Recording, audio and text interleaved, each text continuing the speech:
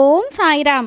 ఆ సాయినాథుని ఆశీర్వాదంతో ప్రతి ఒక్కరు కూడా ఆనందంగా, ఆరోగ్యంగా, అష్టైశ్వర్యాలతో ఉండాలని మనస్ఫూర్తిగా కోరుకుంటున్నానండి.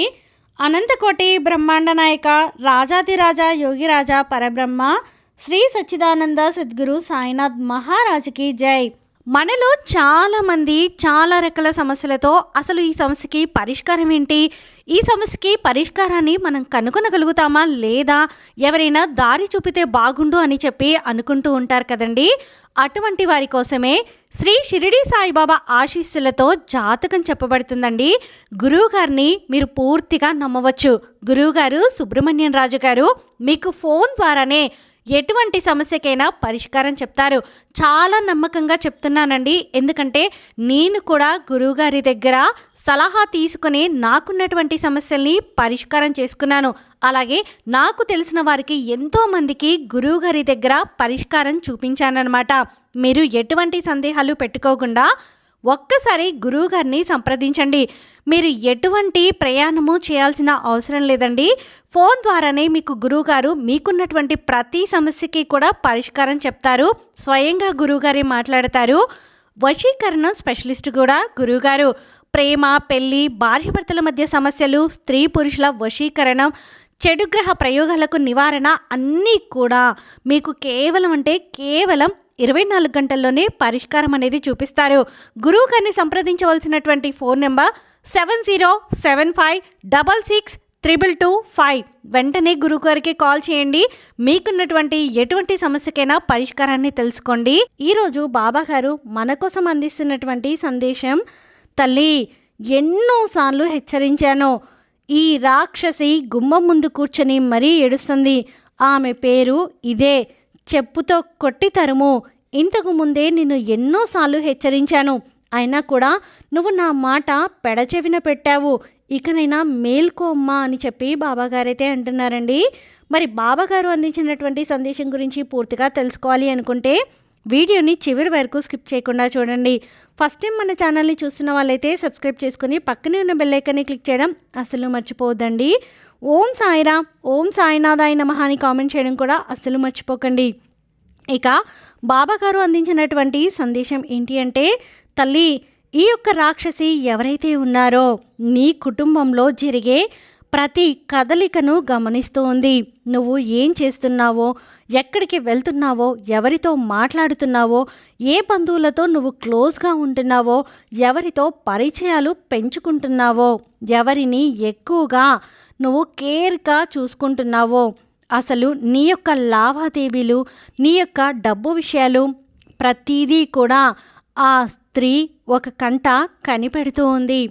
ఎవరో ఒకరి కారణంగా ఆ స్త్రీ నీ కుటుంబంలో జరిగే ప్రతి విషయాన్ని తెలుసుకుంటూనే ఉంది. అయితే ఇంతకు ఆ స్త్రీ ఎవరు, తనకి తెలుసుకోవడం వల్ల వచ్చే ఉపయోగం ఏంటి అన్న విషయానికి వస్తే, ఈ స్త్రీ బయట వ్యక్తి అయితే కాదు. ఈ స్త్రీ నీ ఇంటి పేరుతో ఉన్నటువంటి స్త్రీ. ఎవరైనా కానీ నీతో ఏ విధమైన ప్రవర్తనను చూపిస్తున్నారో దానిని బట్టి నువ్వు ఆ స్త్రీ ఎవరు అనేది అంచనా వేసుకోగలుగుతావు. కానీ ఇంతటి ఏడుపు అనేది ఒక కుటుంబం మీద ఉంటే ఆ కుటుంబం పైకి రావడం అనేది సాధ్యం కాదు. కాబట్టే నేను ఈరోజు ఈ సందేశాన్ని ఎలాగైనా నీకు తెలియపరచాలి అన్న ఉద్దేశంతో నీ ముందుకు వచ్చాను. అయితే ఆ స్త్రీ ఏడుపులు, ఆ స్త్రీ దృష్టి చూపు, ఆ స్త్రీ కన్ను మీ కుటుంబం మీద పడకుండా ఉండడానికి ప్రతిరోజు ఇంట్లో నిత్యం దీపారాధన చేసుకుంటూ ఉండు. కనీసం వారానికి 3 రోజులైనా ఇంట్లో దీపారాధన చేసుకుంటూ ఉండు. అలాగే వారానికి 4 సార్లు అయినా కానీ ఇంట్లో ఉన్న ప్రతి ఒక్కరూ కూడా దిష్టి తీసుకునే ప్రయత్నం చేయండి. ప్రతి అమావాస్యకు కాలికి ఉన్నటువంటి నల్లదారాన్ని మార్చుకునే ప్రయత్నం చేయండి. అలాగే ఇంకొక ముఖ్యమైన విషయం ఏంటి అంటే, ఆ స్త్రీ దగ్గరకు మీరు వెళ్ళేటప్పుడు కానీ, తనతో మాట్లాడాలి అనుకున్నప్పుడు కానీ, మీ యొక్క గొప్పలు, మీరు సంపాదించిన డబ్బు, మీకు ఉన్నటువంటి ఆస్తులు, మరి ఏ ఇతర ముఖ్యమైన సంతోషపెట్టే విషయాలు, నీకు పర్సనల్గా సంబంధించినవి ఏవైతే ఉన్నాయో అవి ఆ స్త్రీతోటి ఎట్టి పరిస్థితుల్లో కూడా చెప్పవద్దు.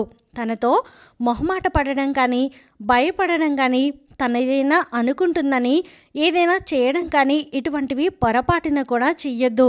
తనని ఎక్కడ ఉంచాలో అక్కడే ఉంచు. తనతో ఎంతవరకు మాట్లాడాలో అంతవరకే మాట్లాడు. తనని ఎక్కువగా అంటే సంతోషపెట్టాలి అన్న ఉద్దేశంతో తన దగ్గర మెప్పు పొందాలి అన్న చెప్పి ఆ ఉద్దేశంతో ఎప్పుడూ కూడా ఆ స్త్రీతోటి చనువుగా ప్రవర్తించే ఆ తీరుని పద్ధతిని మార్చుకో. ఎందుకంటే నీ యొక్క ఎదుగుదలని ఈ భూమి మీద చూడలేకపోతుంది. ఎవరన్నా ఉన్నారు అంటే కేవలం అది ఆ స్త్రీ మాత్రమే. నువ్వు సంతోషంగా ఉంటే తను ఏడుస్తుంది. నువ్వు పండగ చేసుకుంటే అది చూసి ఈర్ష్యపడుతుంది, ఏడుస్తూ ఉంటుంది. నీ యొక్క ఎదుగుదలని చూసి నీ యొక్క పతనాన్ని కోరుకుంటుంది. ఇటువంటి స్త్రీ తను నీ గురించి ఈ విధంగా అనుకుంటుంది అని నీకు ముందుగానే తెలిసిన ఈ యొక్క స్త్రీని నువ్వు మామూలుగా నా బంధువే కదా, నాకు సంబంధించిన వ్యక్తే కదా అని చెప్పి ఇంటికి వచ్చినప్పుడు కుర్చీ వేసి మరీ కూర్చోపెట్టి నువ్వు ఎక్కువ అతిథి మర్యాదలు చేశావు అంటే కనుక తీరా చివరికి తన కారణంగా నష్టపోయేది నీ జీవితమే అన్న విషయాన్ని గుర్తుపెట్టుకోమ్మా.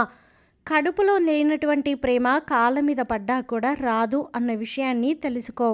ఎప్పుడైనా కానీ పైకి నటిస్తూ, పైకి విషపూరితమైన నవ్వులు నవ్వుకుంటూ, మనసు నిండా ఈర్ష, అసూయ, ద్వేషాన్ని పెంచుకుంటూ ఎక్కడికక్కడ ఆ స్త్రీ నటించే నటనకు నువ్వు నిజంగా చెప్పుతో కొట్టినా కూడా పాపం లేదు. ఎందుకంటే కడుపులో ఒక మాట, పెదాల మీద ఒక మాట, కడుపులో ఈర్ష, అసూయ, పెదవుల మీదేమో తేనె పూసినటువంటి మంచి మాటలు, నవ్వు. ఆ మాటలతోటే ఎవరినైనా కానీ మభ్యపెడుతూ ఉంటుంది, మాయ చేస్తుంది. కాబట్టి ఈ స్త్రీ నీ మీద, నీ కుటుంబం మీద, నీ బిడ్డల మీద, నీ ఇంటి మీద ప్రతి క్షణం కూడా తన ఏడుపుని ఏడుస్తూనే ఉంది.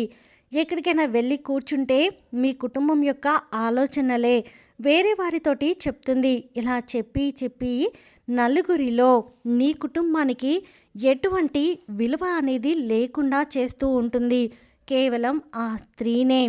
ఇటువంటి దుర్మార్గురాలిని, దుష్టురాలిని నువ్వు కలలో కూడా క్షమించకూడదు. ఎందుకంటే ఈ స్త్రీ ఎక్కడికక్కడ నిన్ను తొక్కాలి అన్న ఉద్దేశంతోనే చూస్తుంది.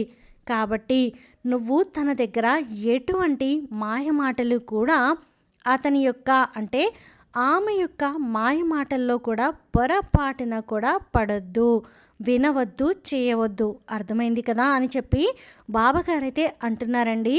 అనడమే కాదు, హెచ్చరిస్తున్నారు కూడా. ఎవరికి దూరంగా ఉండాలి అనేది బాబాగారు మనకు ఎన్నోసార్లు ప్రతి ఒక్కసారి చెప్తూనే ఉన్నారు. అయినా కూడా పెడచెవిన పెట్టినా కూడా బాబాగారు నా బిడ్డలు ఆపదలో చిక్కుకోకూడదు, బాధలు పడకూడదు, కష్టాలు అనేవి కొని తెచ్చుకోకూడదు అని చెప్పి మనల్ని ఇలా హెచ్చరిస్తూ ఉంటారు. మరి బాబాగారు అందించినటువంటి సందేశం గురించి ఒక్కసారి ఆలోచించి మీ చెడు కోరేటటువంటి వారిని మీకు దూరంగా ఉంచండి. ఈ వీడియో మీకు నచ్చితే ప్లీజ్ లైక్ చేయండి. మరికొంతమంది సాయి భక్తులకు వీడియోని షేర్ చేయండి. ఫస్ట్ టైం ఛానల్ని చూస్తున్న వాళ్ళు సబ్స్క్రైబ్ చేసుకుని పక్కనే ఉన్న బెల్ ఐకాన్ని క్లిక్ చేయడం అసలు మర్చిపోద్దండి. సర్వేజన సుఖినో భవంతు. ఓం సాయిరామ్.